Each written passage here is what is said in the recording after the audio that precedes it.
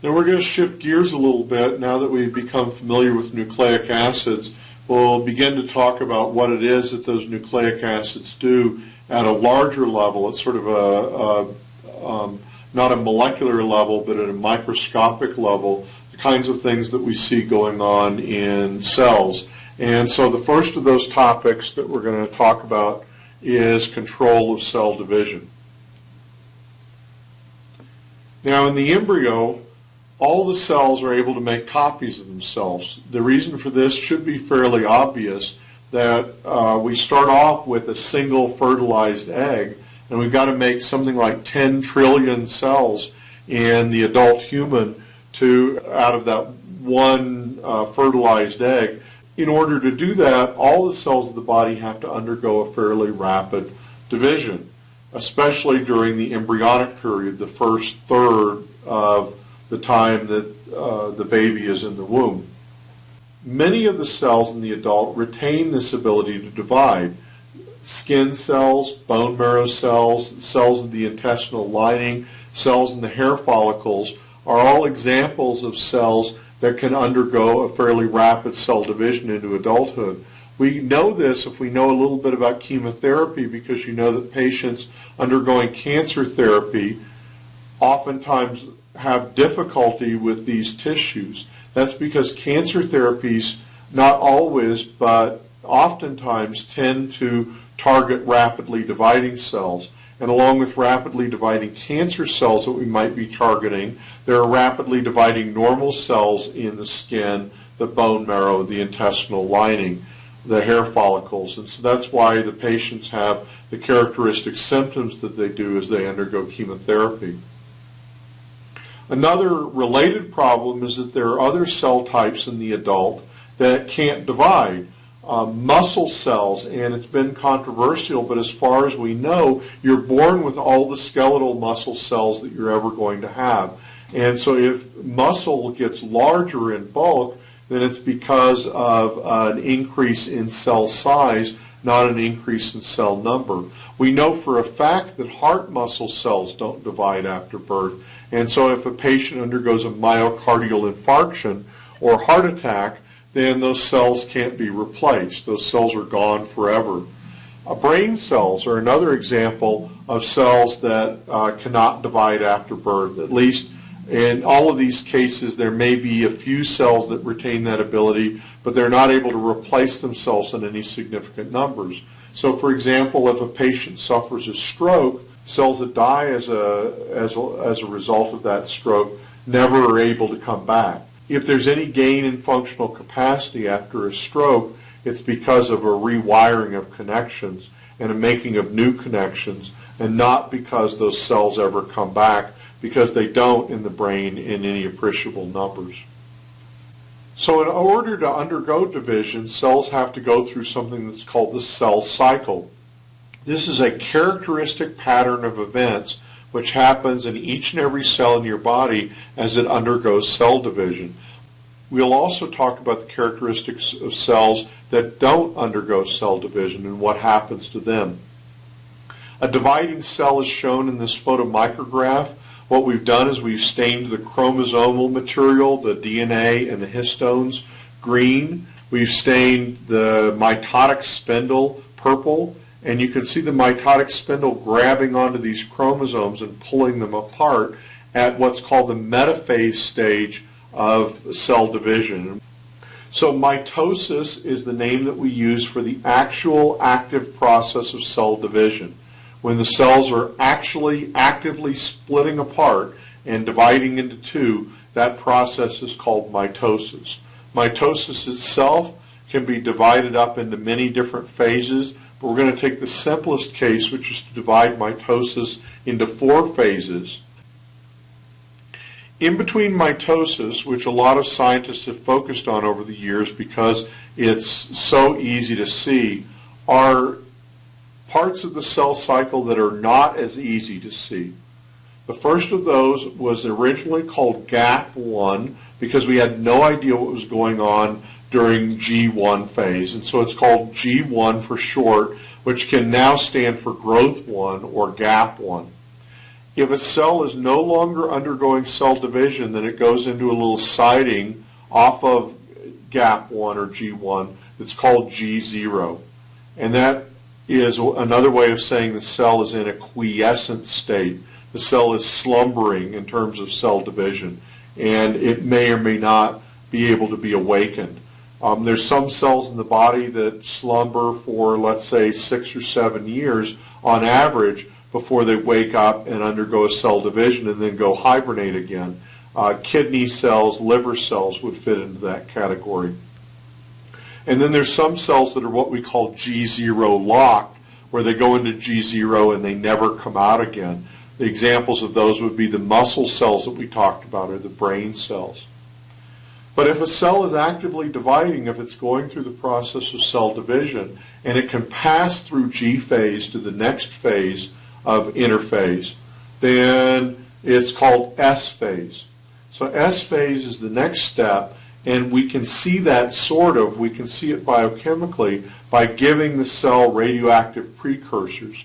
And we can see in those experiments that radioactive precursors, radioactive adenine, radioactive guanine, radioactive cytosine, radioactive thymine are taken up by the cell. And in fact, we do this to mark rapidly dividing cells by giving the cells radioactive thymine or radioactive thymidine, the kind with the deoxyribose sugar on it. That gets incorporated into DNA at S phase, and we'll look at that in some detail later. So earlier in my career, when I was working in the laboratory, we would mark rapidly dividing cells in the brain by feeding them tritiated thymidine. So we'd use a radioactive isotope of hydrogen that we talked about in Module 2, 3H or tritium, along with a thymidine molecule, so that chemically this hydrogen would substitute for the hydrogen, but it would have the additional property that it would give off in a radioactive decay a beta particle, and we would detect those beta particles with a film that we'd lay over sections of the tissue. And in that way we could see which cells were incorporating the radioactive thymidine, and that told us what cells were in S phase, which was something that we needed to know for the experiments that we were doing. Then if the cell passes through S phase, then the last part of interphase that the cell goes into is another gap, which we still don't understand very well, and that's called gap 2 or growth 2 phase, and that's the phase that leads into metaphase. So if we put all these together, we see that they really do make a cycle, that they go around in a circle. So a rapidly dividing cell is going to stay on this loop. It's going to keep going around and around this loop. This entire loop takes about 24 hours for a eukaryotic cell to go through. So if we add up the times that are the best possible times, the fastest times, as we go around the outside of this circle, we see 8 to 10 hours minimum in G1 phase, 8 hours minimum in S phase, and 4 to 6 hours minimum in G2 phase, and then about 30 minutes, even though it's not marked here, for the active process of mitosis. And when we add all that up, we can see that the fastest that a cell can divide is about every 24 hours, about once a day. So the rapidly dividing cells of your skin, for example, undergo cell divisions about once a day. Cells which are quiescent pull themselves off of this cycle so that they're not going around and around this merry-go-round kind of structure. And so they get off of the merry-go-round, and you get off of the merry-go-round and you go into what's called G0. We talked about that as a quiescent state or a non-dividing state. So they've exited the cell cycle. We can see here the now familiar 4 parts to the mitotic phase. So mitosis, the red slice here, is divided up into prophase, metaphase, anaphase, and telophase. If a cell is dividing, it's going through this cycle, and the order of these steps cannot be changed. So we always go in mitosis from prophase to metaphase to anaphase to telophase. Then from mitosis we go to G1 phase. From G1 phase we go to S phase. From S phase we go to G2 phase. and so on and so forth, and the cycle begins again. We always go around this cycle as it's drawn here in a clockwise direction. There's no way to go counterclockwise. We don't have a lot of information that we're ready to convey in a course at this level about the different phases of interphase, the different parts of interphase, G1, S, G2. But what we do know we'll start to talk about a little now. So if a cell is actively dividing, it's going to prepare for the next division. And at the transition between G1 and S phase, it goes through what cell biologists call a checkpoint. And this checkpoint is being shown in the same way as an energy barrier was before, and that's for a reason. It's because the cell has a little hill to climb, has a lot of work to do to get through one of these checkpoints. And because we know that these checkpoints are absolutely essential for an understanding of cancer biology, because cancer cells, we know, violate the normal rules at these checkpoints, then cell biologists and cancer scientists have spent a lot of time studying these checkpoints.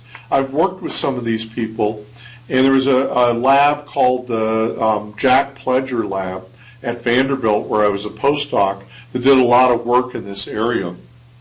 And they had come up with several points in the cell cycle. So this checkpoint can be broken up into different names.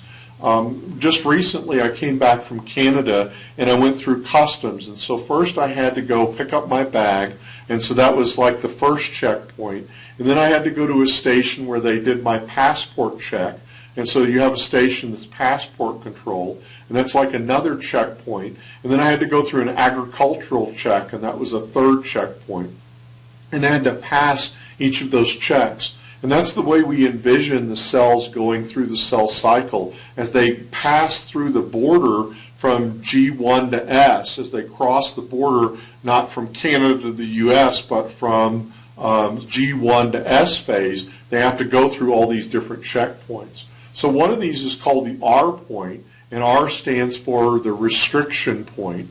By the way, you don't need to learn these. I'm just telling you an interesting story, which actually has a point to it. I promise. It comes up in just a minute. And then another one of these points is called the V point. And another one of these points is called the C point, and it's for the competence point. It's when the cell acquires the competence to make it into S phase. And so I had seen in the literature this R point, the C point, the V point mentioned many, many times, and I always knew that R stood for restriction and C stood for competence, but I never could find in the literature what V stood for. And I couldn't think of a word that would work with V, and so I called up my friend Nancy, who was also a postdoc at the same time that I was, but she did her postdoctoral work in the Pledger Lab, which had done a lot of the cell cycle work. And I said, you guys named this the V point. Tell me why. What does V stand for?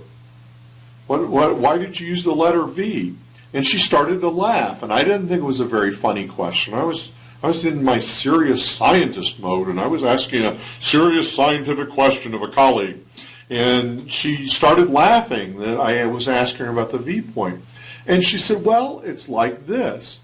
We were working on the point that where the cells were piling up, and as they were going through the cell cycle, we were getting them to stop and have to wait. And this is like the line at the border between the Canada and the U.S. where you have to wait to go to these various checkpoints. And so we got them all waiting as they went through this checkpoint, and so we called it the Group W bench. You remember the Group W bench, don't you? And then I started laughing because I did remember the Group W bench. Now, most of you who are watching this video are too young to remember the Group W bench, but it's part of a very long song. Back in the olden days when music was on vinyl records, 20 minutes was as long as a song could be, because 20 minutes was as long as something could fit on a record. That was one album side. So Arlo Guthrie, a folk singer whose father was Woody Guthrie, the folk singer that died of Huntington's chorea, Arlo Guthrie was also a folk singer, and he had a protest song during the Vietnam War in the late 60s called Alice's Restaurant. And Alice's Restaurant, which I'm about to show you in a minute here, has a beautiful scene in it where he's describing going through the draft board. This is back in the days when young men could get drafted. So he's going to the draft board, and he says something wrong. And so they put him on the Group W bench. And that's where everybody who's really, really bad, who's so bad that they can't even get drafted, has to go and sit and wait. And I'll let him tell you about what his crime is. But in the little video clip which follows. We only got one question. You ever been arrested?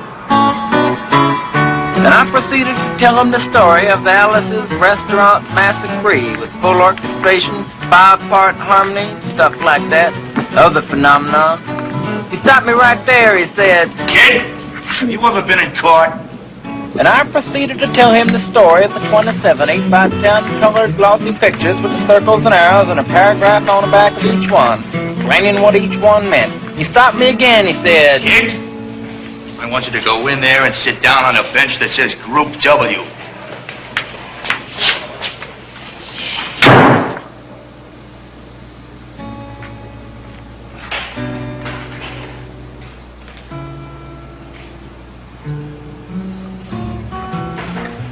and I walked over to the bench there, and there's Group W is where they put you if you may not be moral enough to join the army after committing your special crime. So Arlo Guthrie had to sit on the Group W bench, as he's telling you about, and so they call this the Group W bench because this is where the cells were waiting. Well, the payoff to this story is that then they found out that the Group W bench was actually a later point than what they needed to be looking at, which was a point just before that. And since V was the letter in the alphabet, just before W, they started calling it the V point. And that's how it got the name the V point, and that's why V doesn't stand for anything other than it's the letter before W, and for some reason that hasn't shown up in the scientific literature. So, with that digression, back to the main story. If a cell goes through the checkpoints and passes the R point, the C point, the V point, and goes over this hump, gets through the passport control and the agricultural control and the picking up your bags and having them inspected, if it goes through all these checkpoints, okay, then it can go into S phase. If it doesn't go through those checkpoints, and this is the beauty of the system, then it goes into G0 phase. So as I said earlier, G0 phase is the phase of the cell cycle that we use for quiescent cells, cells that are not actively dividing, cells that are hibernating or asleep. So for your brain cells, they underwent their last division sometime before you were born. And by the way, these were the experiments that we were doing. We were doing them on experimental animals, but we were giving them injections of tritiated thymidine, remember I told you, to see whether they could add any cells after birth. So to see when the time period when all the cells were going into G0 was, because those G0 locked cells wouldn't take up any tritiated thymidine. So we saw, and many other scientists saw, that brain cells would spend a lifetime in G0. So whatever the lifetime of that organism is, in the human, and that could be 100 years or more, then the brain cells are spending that long in G0, from sometime before birth when they underwent their last division until you die. Other cells, like liver cells, kidney cells, can wait in G0, but if you lose a chunk of liver, then those cells can wake up and start dividing and bring your liver back to the size that it used to be, and then go back to sleep again. So this is the mechanism by which we replace liver cells. For example, if I decide to donate a third of my liver, and a third is as much as I can replace, so a third is as much as I can donate to somebody else. If I donate a third of my liver to another person, then I can live and that person can live then with a new liver. So that's how we do the living liver donations. And that's because those cells retain the capacity to divide, but most of the cells are asleep most of the time. Well, if we pass through all those steps, then we can make it from G1 into S phase. And S phase is something which scientists can see as well, and so we didn't call it GAT because we can actually see something going on. And the something going on is the cells are taking up tritiated thymidine or other radioactive precursors that indicate to us that DNA is being replicated.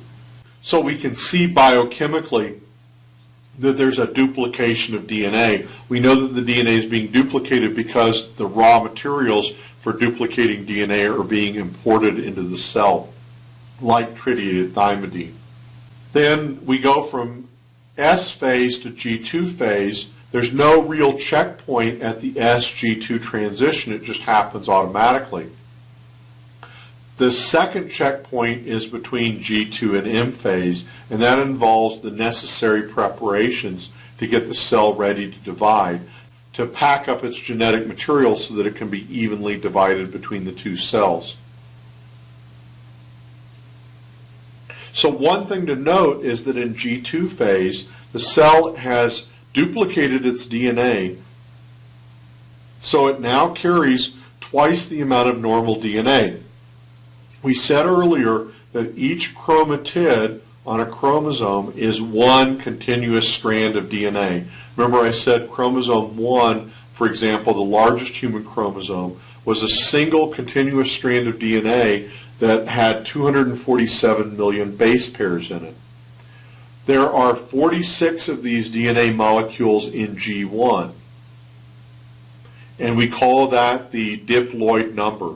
That's the normal number of molecules of DNA that we have inside of each and every cell of your body.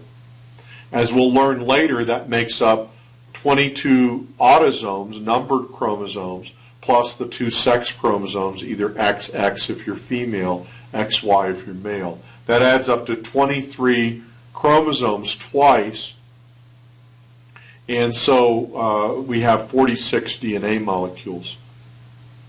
But because we've replicated those molecules in S phase, we've turned 46 DNA molecules into 92 DNA molecules. During G2 phase, we have to duplicate the centromeres. It's not normal for cells to be locked in G2.